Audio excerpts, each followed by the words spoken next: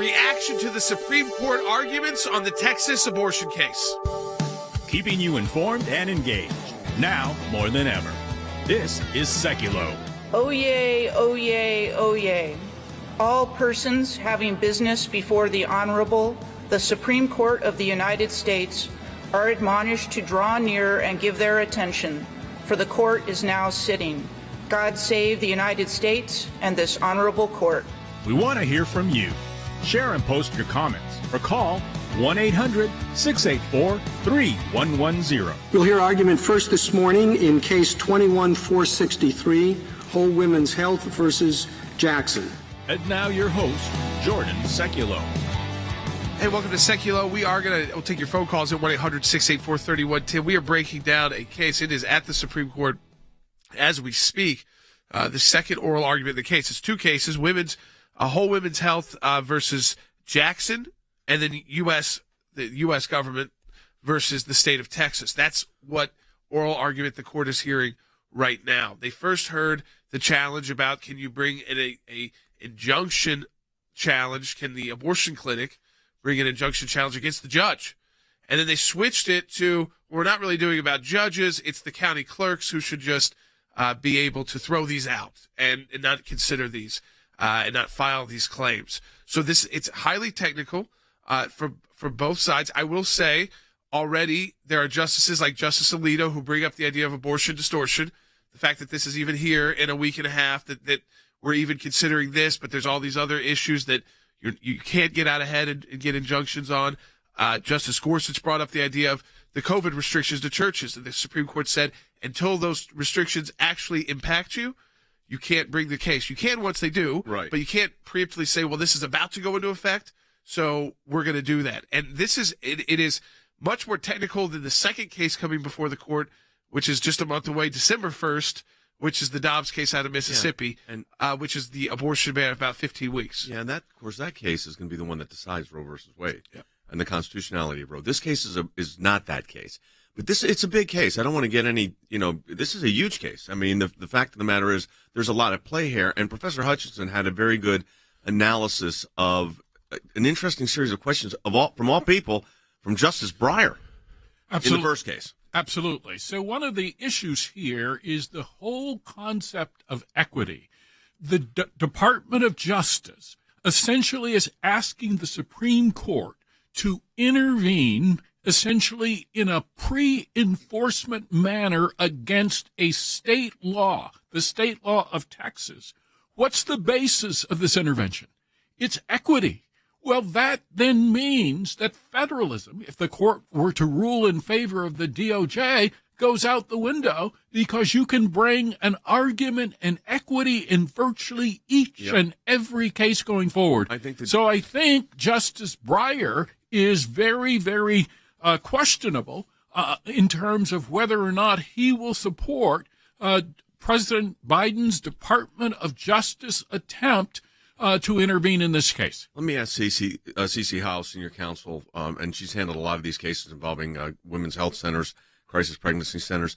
But what I wanted to ask you, Cece, was your sense of just listening to the arguments. So they're still going on while we're alive, by the way. But in listening to the argument, get your sense of this is going to be a very technical ruling, I think. The big one's going to be Dobbs in a month. But this is like the prelude. Yeah, so all the arguments so far really are more procedural. Does the court have the ability to hear this case? Do they have the jurisdiction to hear a pre-enforcement challenge to a state law? It's not about abortion at this time. Other than the abortion distortion, like you said. I was going to say, of course, it's always about abortion when the case involves Jordan abortion. Yes, and that's what the justices have picked up on that. That's why they're there. That's why there was a week to get briefing done, a Friday order, Wednesday briefs due, and oral argument the next week. I mean, so it's been 10 days. 10 days. No other issue gets this. It's also, remember, unlike the Second Amendment rights, this is not a right that you can actually fight. This is a judicially created constitutional right. It's not legislative created. It's not in the Constitution itself specifically. So this judicial creation is also at issue here and about the challenge. And here's our brief. We got it done in time. It has been filed with the Supreme Court. Back with more in a moment. When we see something, when we hear something, When we're concerned about an issue, we don't just talk about it. We do something about it. And that goes to our Government Accountability Project. The things that are important are knowing where to look and who to look at. What we're trying to do is get information that we, the people, are entitled to. We sort of call them puzzle pieces because we don't know which ones we're going to need in the long run. But you gather all the puzzle pieces together, and then you start to put them together to uncover the truth, really. The Freedom of Information Act, that's a statute that allows us to get information from the government. Starts with a letter from our offices in Washington to these agencies. And it says, give us this information on these topics. And generally, they don't. And then we go to court. We go through a series of lengthy negotiations back and forth about what they'll give or what they won't give. We may get tons of information that's redacted, and we have to then go back and say, you redacted too much. We can't really find out what you're giving us because it makes no sense. So it goes through a process of litigation. That is how you get information, and that office is going to be more active now more than ever. The ACLJ has been extremely active in vigorously seeking to hold these bureaucrats accountable. We have filed hundreds of FOIA requests. We have received over 20,000 pages of documents in our litigation. How was our government operating? What were they driving at? What was their agenda? What was their motive? And I will tell you, I mean, sometimes the picture that it paints is one of terrific abuse. You're finding a nugget in a gold mine. Occasionally you'll come up with something that is really a bombshell, but you have to persist in doing it, and that's what we do. That's a little bit of what we do through our Office of Government Accountability, and of course that comes under our Office of Government Affairs. So your support of the ACLJ supports all of that.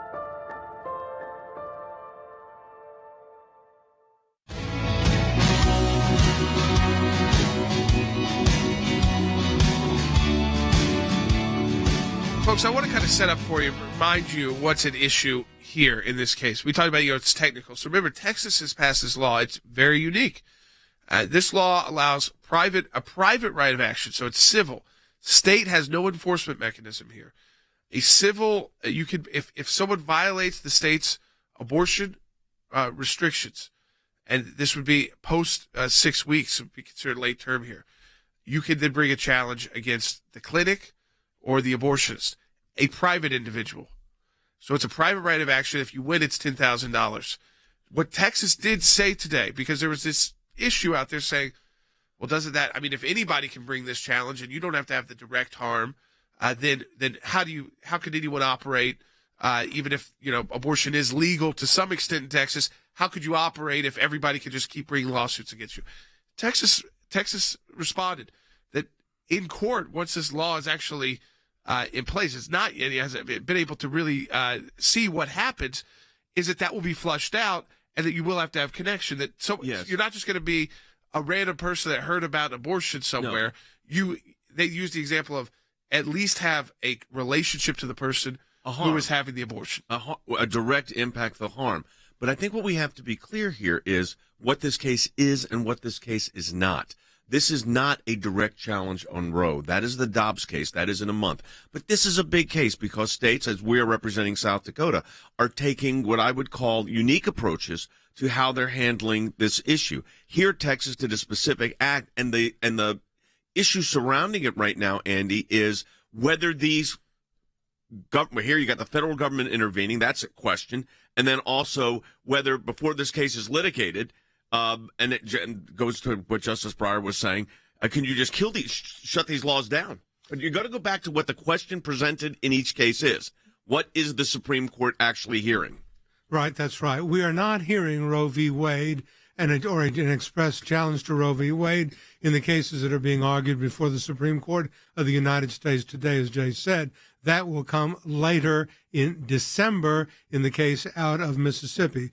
The question here really centers around the way Texas has framed this unique law, which gives enforcement to private individuals to bring actions in civil actions in the state court against abortion providers and to prevent abortions from happening, not through state action, but through private action. And the question now is, can a federal judge obtain injunctive relief against state court judges, barring them from enforcing this law? Well, wait a minute. where the Supreme Court of the United States said in the 19th century that a federal judge cannot enjoin, that is, enter an injunction against a state court judge. And that is still the law today.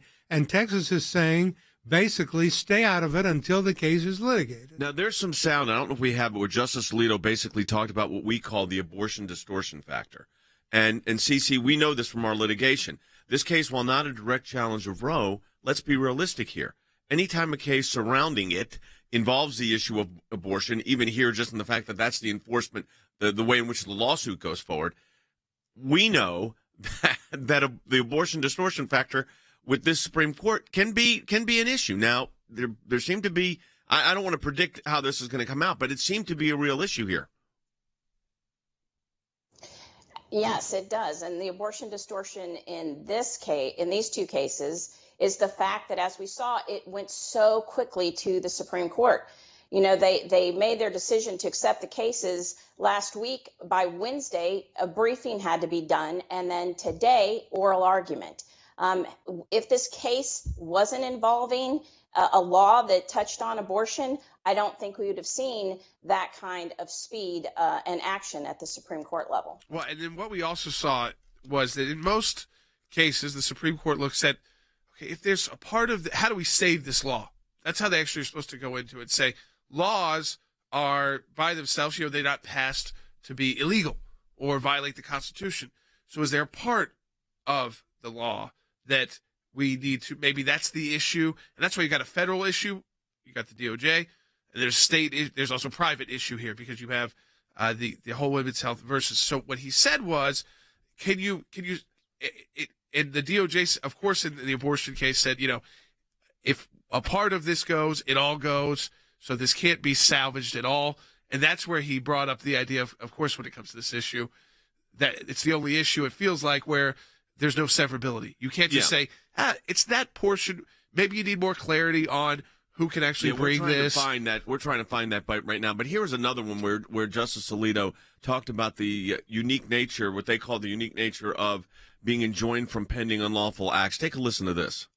Judges have been enjoined, let me just interrupt you. Judges have been enjoined from performing unlawful acts. But here, the act that they are enjoined from performing is a lawful act. How can that be justified? Let me give you this example. Suppose an action is brought under SB 8 in federal court pursuant to diversity jurisdiction. Let's say a woman sues a doctor who has flown in from another state to perform the abortion. Would the district judge in this case have the authority to enjoin another district judge from even hearing that case? No, I don't think that the injunction could properly reach the federal system. I don't think that there is any realistic possibility that any of these suits could possibly proceed in federal court, because the distinct feature of SB 8 is that the plaintiffs who are authorized to sue need not have any injury or suffer any harm from the prohibited abortions. And so I think the idea that there would be a proper basis for Article 3 jurisdiction is lacking. So, I mean, this sounds very technical, but what's important here is that the court not create a different set of federal court precedents, Professor Hutchinson, because this involves abortion.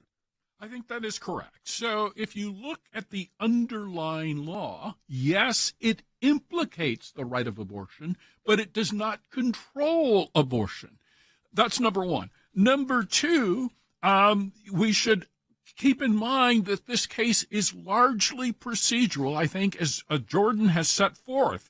The question is largely whether a federal court can enjoin the Texas law before it is violated.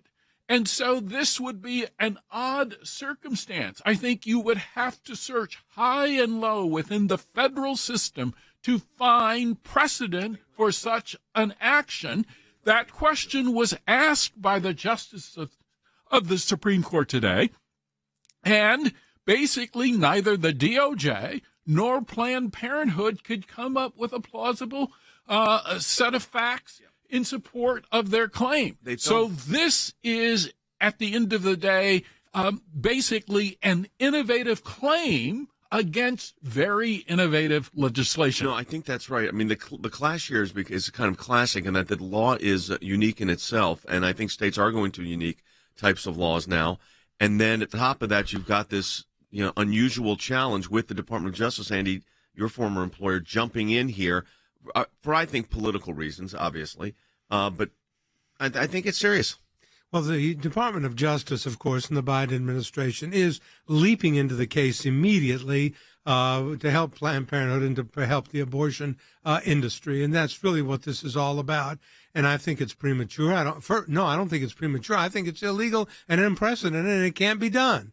The law is presumed to be constitutional, okay? It hasn't been tested yet. Where is the federal jurisdiction here to get in from the Department of Justice to obtain injunctive or declaratory relief against state court judges, clerks, and other officials to prohibit them from enforcing a law that has been passed by the Texas legislature and is now the law of Texas? Let me play Justice Alito. The key is, it's very technical, how it starts.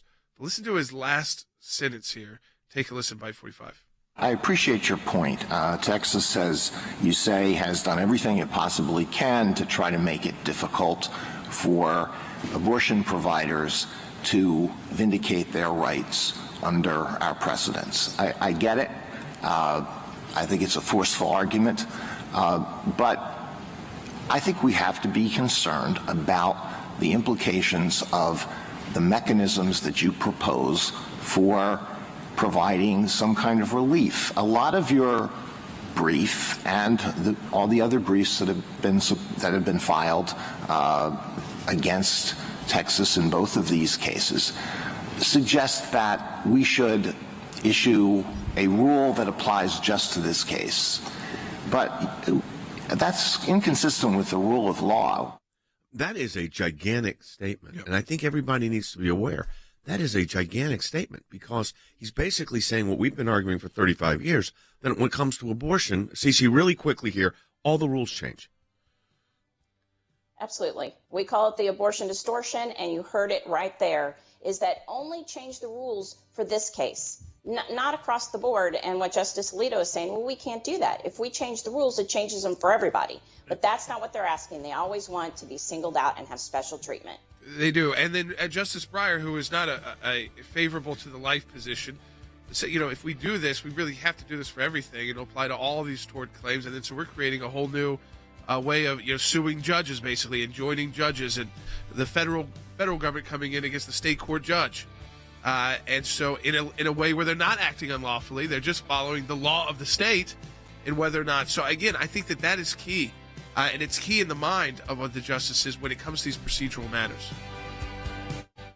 Thanks to your support of the ACLJ, we have had many victories. The IRS now formally apologizing to Tea Party groups. The IRS did the right thing by resolving the case with an injunction that mandated a complete change of the IRS nonprofit tax-exempt work as it relates to issue advocacy organization. If any group feels like they're being targeted, they can go to federal court and bring our case. That's a victory. It's one of the most significant wins in the ACLJ's history, to take on the IRS and win. For more than 27 years, the ACLJ has been fighting for freedom and liberty in the United States and around the globe. These are young people in their 20s and 30s that are doing this and fighting for life at a whole new level to beat back the abortion juggernaut. We've got a whole group of young lawyers that are defending them. Those of us that believe in life know that we're on the right side of history. We understand full well children are children, and they're precious in God's sight, and they're precious in our nation's sight, and they're precious to parents. But I actually think we're winning. This is one of the social issues we're winning. The release of Andrew Brunson. He is the American evangelical from North Carolina, held in Turkey for more than 2 years. They're rushing us to the airport, and there was an Air Force plane that came from Germany that had been on standby. We're flying, and they finally left Turkish airspace. It's like, okay, now we're really out of Turkey and free again. We're grateful to ACLJ who put it out to these people, they were getting all this out. All of the people who prayed for us through ACLJ and through your contacts, I'm thankful, I'm grateful, and actually I'm astounded. We need your help as we continue this work here in the United States and around the world.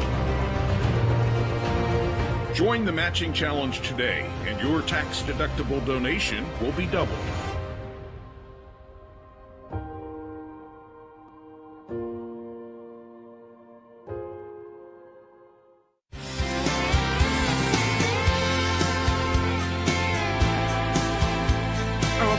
Secular. We're going to take some phone calls, too. People got questions about this. 1-800-684-3110. That's 1-800-684-3110. Robin is calling in from Pennsylvania on line one. Hey, Robin, welcome to Secular. You're on the air. Thank you for having me, gentlemen. My question is, would this Texas law allow fathers who made these babies, who helped make these babies, and perhaps want the baby to sue?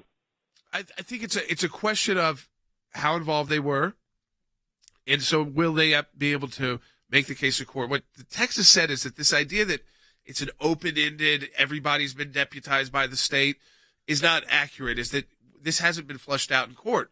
And in court, the judge can, what is how are you involved here? So if you were a very involved father, you could.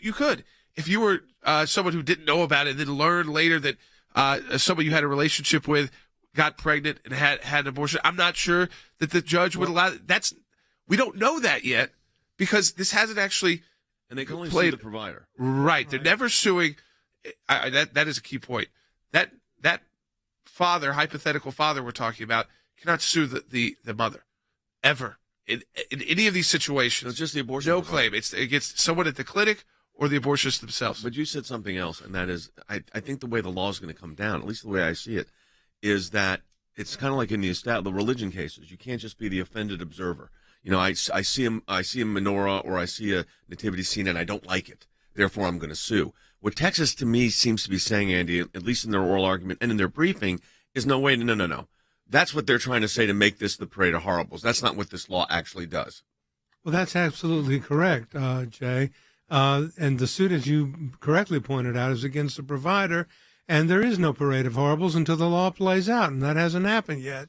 Already the United States Department of Justice is jumping in, trying to enjoin these things from happening when the law hasn't played out, a law that is deemed and presumed to be constitutional on its face. So in Texas, this is what the Texas Solicitor General talked about, was in the hypotheticals, these are still hypothetical, is that this is a state law. So in your state, these are all, it's basically intentional infliction of emotional distress. There's also in Texas basically a crime of outrage that you have seen something or been witness to or been a part of something that is so disturbing to your conscience. It has harmed you physically, mentally, this kind. So the example is if you were on the phone with someone, a family, that a crime occurred, or you walked in on a crime scene, involved people you knew, you would have an action potentially against the people who committed that crime.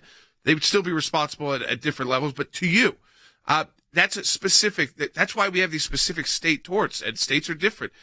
Where we live, I'm not sure we have a crime of outrage. That might be something specific to Texas, but it's intentional infliction of emotional distress to some extent. But it's walking in, feeling it, seeing it, having with a real connection to the matter. Connection, to the case. Right? Yeah, you have to have, and so they have given that point. Texas has given that point that we're not saying everybody's running around to sue abortion. That you've got to, and I think that makes sense because judicially, that's what the first thing judges are going to consider. But I think it's important to point out, at least I think my view of it, CC. But it's a connection because whistleblowers are a connection also. Yeah, but they don't have to have be hard personally. But they have to have unique knowledge. Right. And I think my sense from what Texas was saying is, and again, this is a pre-enforcement challenge, but CC, is you've got to have some kind of what we would call causal connection between the abortion itself and the mother, the child, whatever the situation, that would rise to the level where you could then bring a claim. Yeah, that's exactly what Texas argued, that it's not just anybody anywhere, but it's somebody that has some kind of harm that they would have standing to bring these suits.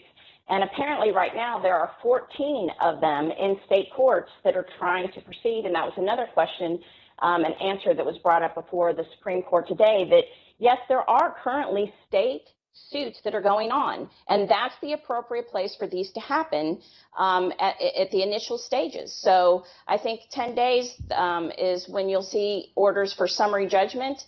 And that, again, is the correct place for these cases to happen is in the state courts, not in the federal courts at this time. This case, I think, Harry, uniquely has, because of the way Jordan said, it's moved up through the system so quickly and things are moving so rapidly that is really kind of, I mean, you can have a decision in a week here. I mean, you can have a decision in 3 days. I think that's true, and I think the timeline that you outlined for us suggests that many proponents of abortion believe that abortion is indeed a morally superior right. It's an elevated constitutional right. I think the court was perhaps wise to accelerate its decision-making in this particular case because there is strong public interest in the case. But I also think the court is very, very cautious about granting the DOJ, that is the Department of Justice, and Planned Parenthood, the relief that they seek for a couple of reasons, not the least of which is they can't really enumerate what relief they're seeking. Yes. But also, if they grant relief in this case, they open essentially a Pandora's box of additional litigation down the road. Everyone will then run to the federal courts, perhaps run to the Supreme Court and say, no, my rights have not yet been violated, but they will be violated in the future. And I think the Supreme Court is rightly worried about the consequences of any such decision-making. All right, let's again. I want to encourage you if you have questions about this, and we know that this is getting into the technicals, but if you care about this life issue, these are extremely important cases. I would, just to be flat out honest, 10 years ago, a case like this gets to the Supreme Court, you fight it out, of course. So we always fight it out, but the likelihood of basically getting a piece of paper back from the Supreme Court was 99.9. I don't even know if it was like 100%.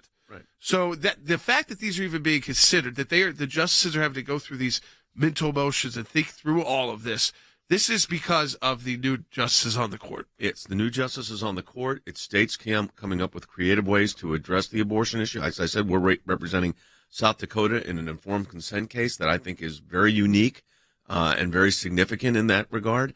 So, and you're right. We're going to find out in not too long, about a month, during the oral arguments, where the court's leaning, at least, on Roe versus Wade. These are very hard. You know, Andy, I never like predicting a case on oral arguments. We're not going to do it here. And on this one in particular, it's very technical. But the fact that the court's addressing these issues, I think, is a big deal. This is a big deal. This is the biggest series of abortion cases in our lifetime since Roe. Well, certainly since Roe. I mean, and that's a long time. And the court, as Professor Hutchison pointed out, sees the public interest in these cases, the public importance in these cases, and expedites the hearing of them, puts them on a short string. And we are having two cases argued simultaneously today and on a very short deadline. And the justices are honing in on the procedural aspects, which is what the case is about at this juncture. All right, folks, we come back. We'll continue to analyze this, continue to play you sound from the case being argued right now at the U.S. Supreme Court, and take your calls, 1-800-684-3110. That's 1-800-684-3110. And let me be clear, too, go to aclj.org. All the information there. You can find our brief there as well at aclj.org. And to be a part of the show today, do you feel like this is a moment for the pro-life movement? Give us a call, 1-800-684-3110. We'll be right back.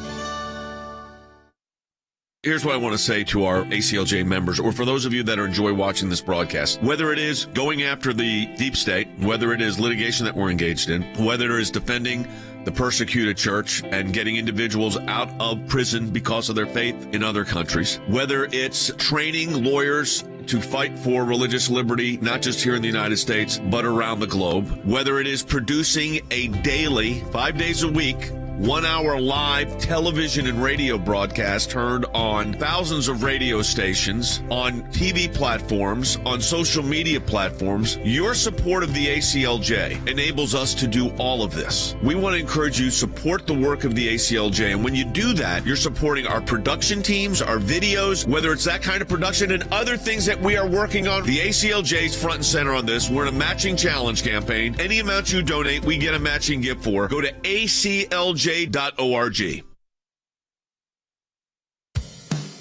Keeping you informed and engaged. Now more than ever. This is Seculo.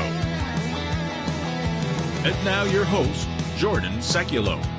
So I want to take your calls, too, as the Texas case is before the U.S. Supreme Court. We'll reset the stage for you, too, so you understand what is before the court. This is a case of a state law that if allows private individuals to bring a private right of action. So it's not the state enforcing abortion laws. It's private individuals on instances where the law is violated. They can then bring an action. If they're successful, it's $10,000. It's a $10,000 claim. Now there's questions. Has everybody been deputized? You got everybody running around Texas trying to file lawsuits against abortionists. That's how they've tried to set the stage. The abortion industry has basically said, we're not operating in Texas right now. I think there's one or two abortionists who are flouting the law and saying, see, we're going to continue doing this. But for the most part, there's a giant Planned Parenthood facility in Houston, for instance, that they put a lot of abortions on hold. Now they're trying to use that for their own argument. See, we can't do what you've given us the constitutional protection to do in Roe versus Wade and the other Supreme Court cases because of this law. And what the justices are asking back is, this law, one, you're just trying to stop it before you've even seen how it would work. So Texas has been explaining more about how it would work. I want to hear from you at 1-800-684-3110.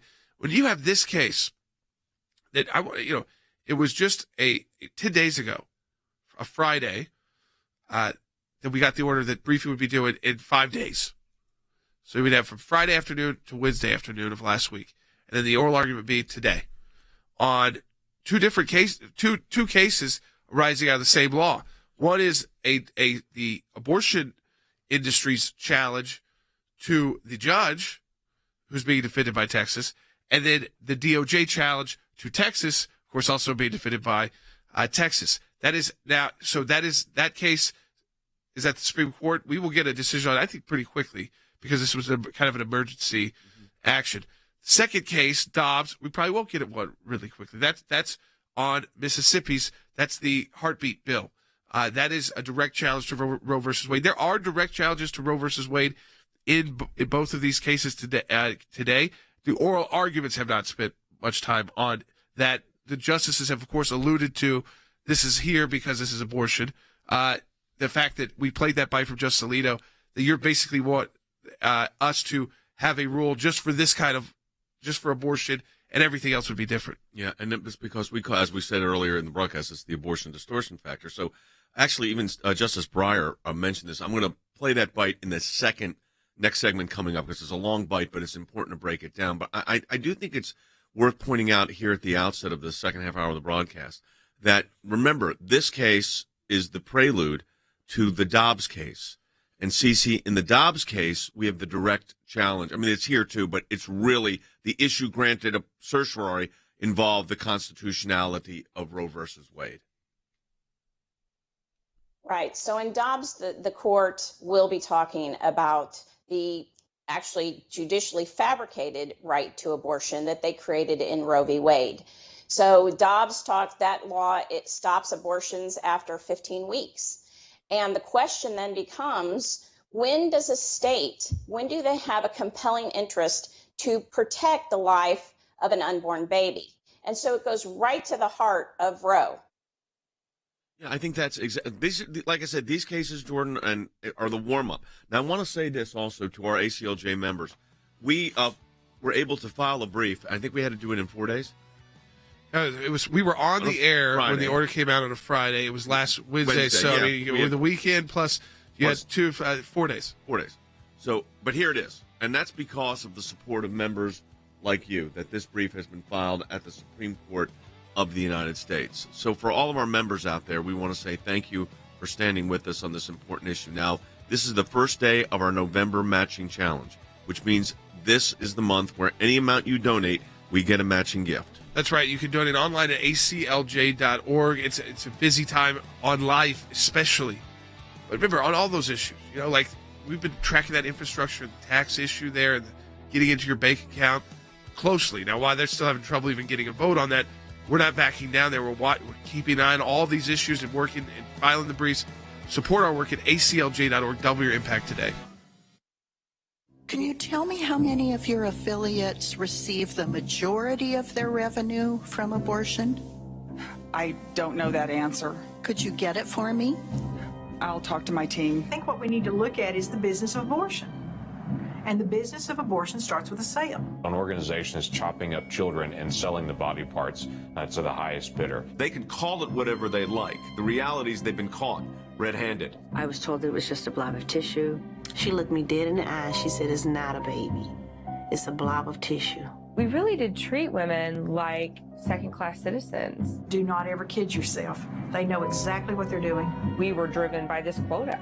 I didn't want the baggage, in all honesty, of having a child. I pretended I was fine, but I wasn't fine. She said, this is the best choice for you. They're in the business of abortion. They worship at the altar of abortion. Most people working in the abortion clinic make more money than they can anywhere else. We would talk to them about gestational dates and what sort of abortion they could do, whether it was the medication abortion or the surgical abortion, depending on how far along they were.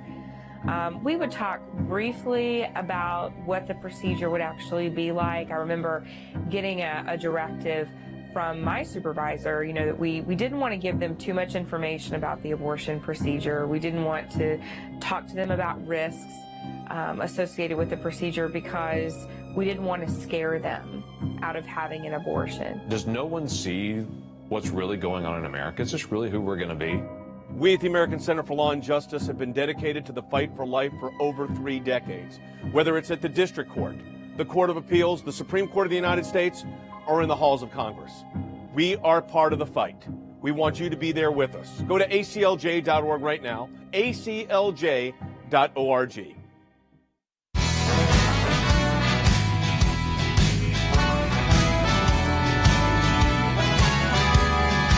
Welcome back to Secular. We are going to take your phone calls to 1-800-684-3110. That's 1-800-684-3110. And I know, Dad, you want to play this fight from Justice Breyer. Let's set it up for people. Yeah. It's again, it's exchange here. Yeah, because look, Justice Breyer is not normally on these life questions, is not normally an advocate for the life position. Raised an issue that Professor Hutchinson's we're going to talk about afterwards, that what Planned Parenthood in the United States are doing here is really going to create havoc in the judicial system. Take a listen. You say judges, at least in many circumstances, is an enforcer. There are 4 billion tort suits in the United States, okay? And probably in 3 billion of them, somebody thinks something's unconstitutional. All right, so can they all sue the judge? Everybody goes into federal court, sues the judge. And in the state court? All right, what's the difference between this case, where you think he's an enforcer, and 4 billion other cases where you've read their briefs? You understand their argument. What's your response to it? The response is that under the rule that we are advancing here is that where a state is trying to nullify the exercise of a right, a constitutional right that's been recognized by this court by delegating enforcement to the public and taking away the normal, ordinary executive officials, and then also creating special court rules in order to turn the court system. We're not saying that judges or clerks are intending to do anything here, but it's the rules that have been created by the Texas legislature that turn courts into a weapon that can be used to nullify constitutional rights. All right, so let's break down what Justice Breyer Harry was saying there. Well, essentially, Justice Breyer was raising a worry that should have been apparent to Planned Parenthood and the supporters of abortion. Essentially, what Planned Parenthood is trying to do here is to open a Pandora's box, which could lead to billions of lawsuits, which would then have the presumptive right to go to the United States Supreme Court for adjudication, even before anyone's constitutional rights have yet been violated.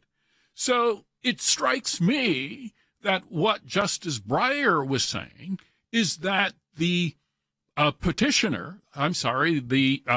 Planned Parenthood, the advocates of abortion in this particular case, simply should have been suing the state legislature for passing this litigation, which they believe violates the Constitution, and they should then wait for the adjudication in state court, and then once the state courts have ruled, Then they might be able to kick it up to the United States Supreme Court, assuming the Texas Supreme Court does not agree with their particular position. And I think this raises the point that what's at stake here, I don't look at this case in by itself under the microscope, so to speak. This is in you got to look at this in a long-term scenario. The long-term here is only a month.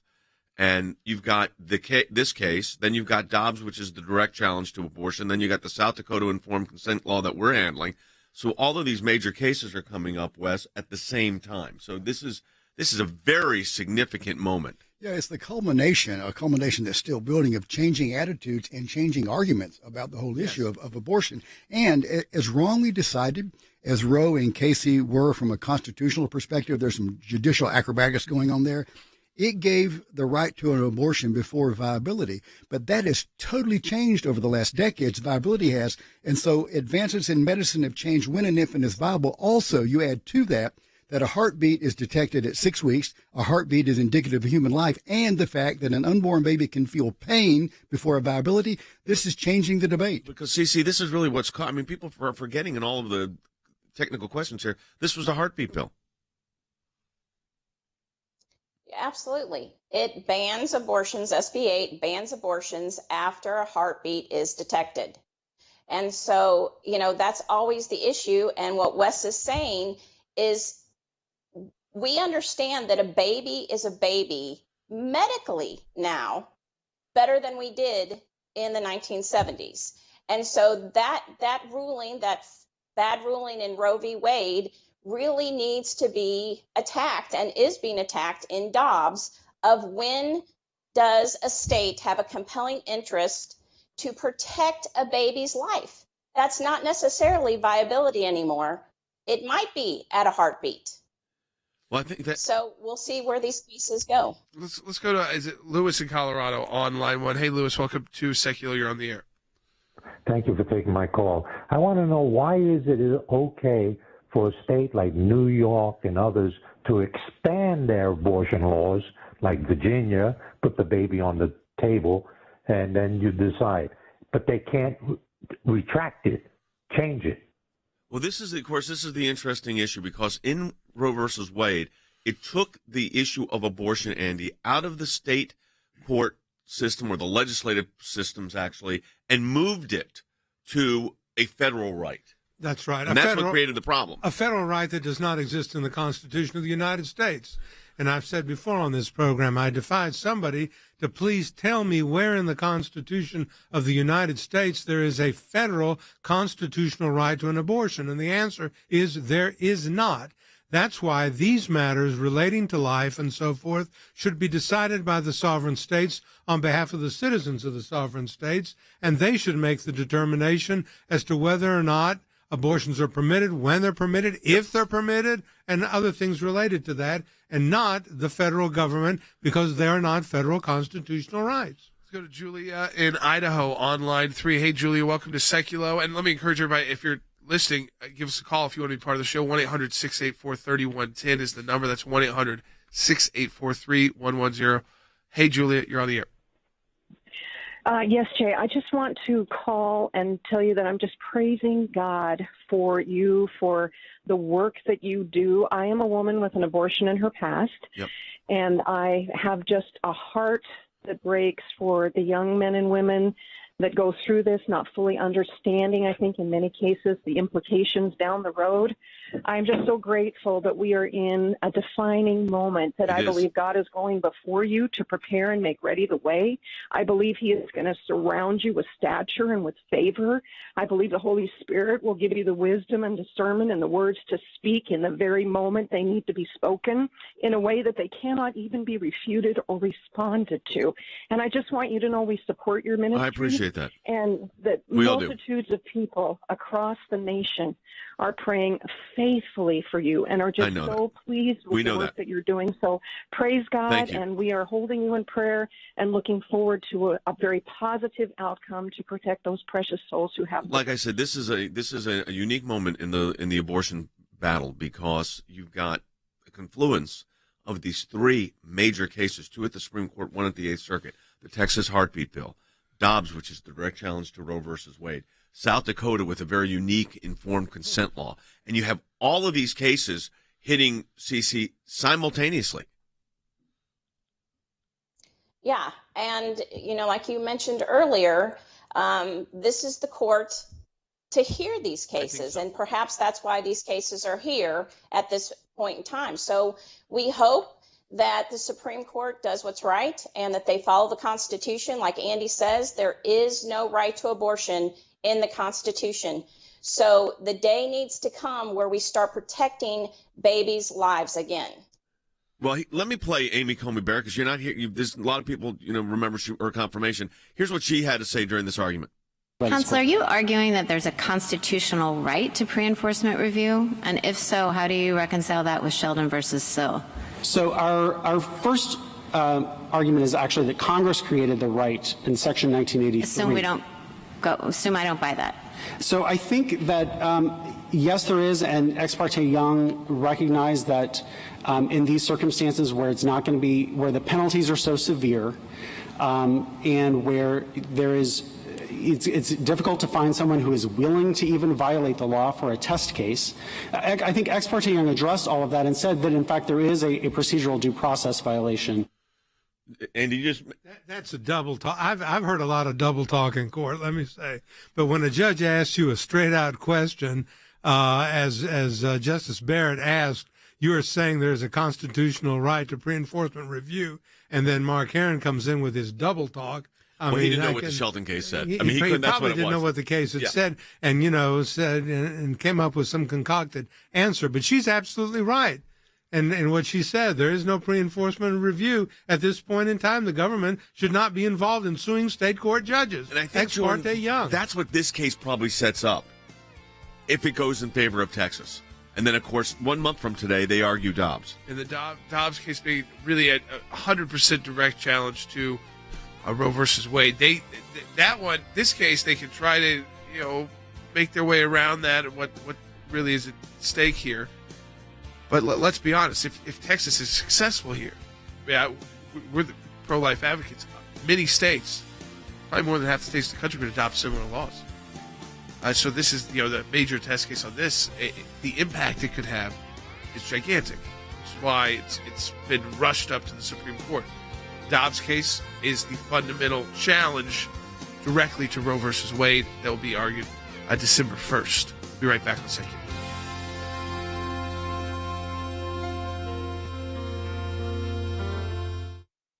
When a woman gets pregnant, their motherly instincts just kick right into gear. It's how we're wired, it's how we're created, and I short-circuited mine. I still remember staring up at that bright light and counting backwards from 10. It was very, very painful. I've never felt pain like that in my life. I remember the nurse giving me sedation, and she just kept rubbing my arm, shushing me. I didn't want the baggage because I had a vision for my life, and it didn't include children. When I found myself pregnant, Roe v. Wade had just happened. It was all in the news. I called my doctor. He said, no problem. We can take care of it. I was told it was just a blob of tissue. I wasn't given any choices as far as ultrasounds or why don't you go home, think about it, and then come back. Nothing like that. There was nothing positive. When I stood up, and I fainted. I think I fainted because of the horror of what I had done. I realized that I was missing a large part of me.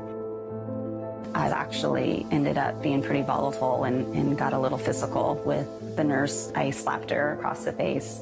And I remember because I didn't want anyone to see me. I didn't want anyone to know. They don't let you walk back out the front. There's a private exit. And later on in life, I wondered, had I seen someone like me in the state I was in at that moment after that abortion walk back out the front clinic, maybe I wouldn't have done it.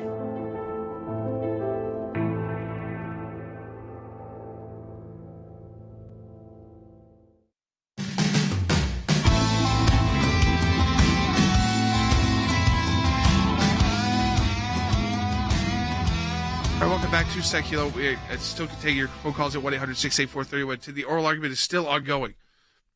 This is shifted at the court, too. It's just a note to point out, because I know a lot of our listeners pay close attention to the U.S. Supreme Court. Oh, it has. It used to be 1 hour.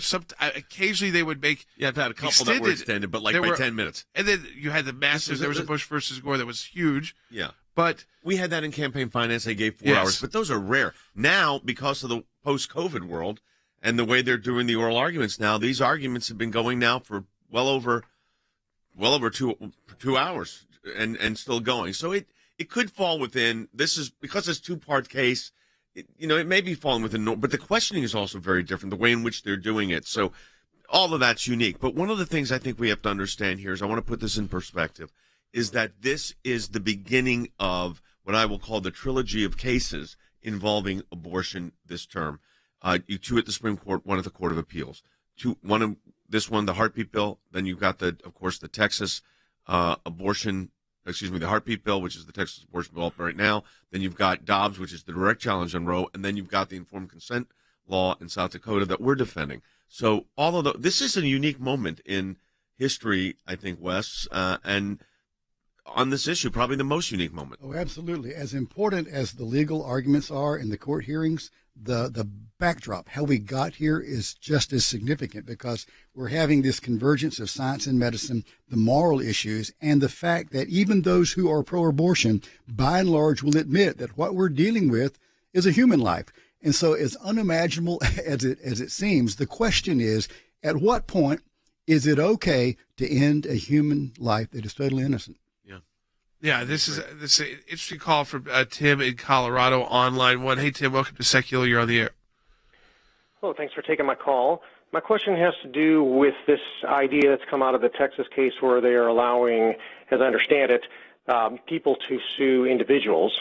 Have you discussed or considered what the ramifications might be if other states took similar action in other types of scenarios, for instance, Second Amendment rights or other non-abortion related issues, where the states would allow individuals to sue other individuals rather than the state as an actor, and what impact that might have? Well, so in Texas, for instance, if someone walked into your home, committed an atrocity with a firearm, okay, and we don't have to get into specific details, but you understand what I'm saying. You walk in on it, and that sends you into an emotional, understandably, meltdown where it's physical, emotional.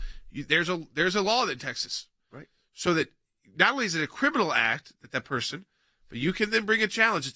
They call it the crime of outrage there, but there's probably multiple laws actually that you'd be of course, intentional infliction of emotional distress. So you can that already exists. That does exist. So I think in your example, it's not about just being a firearm manufacturer, something like that, which, by the way, they get sued all the time too.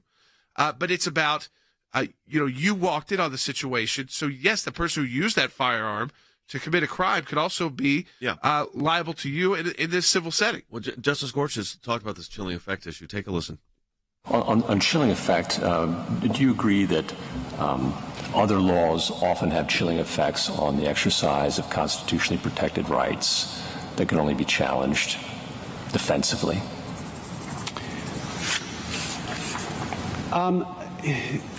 Not to this extent. But do you agree that there are laws, defamation laws, gun control laws, rules during the pandemic about the exercise of religion that discourage and chill the exercise of constitutionally protected liberties?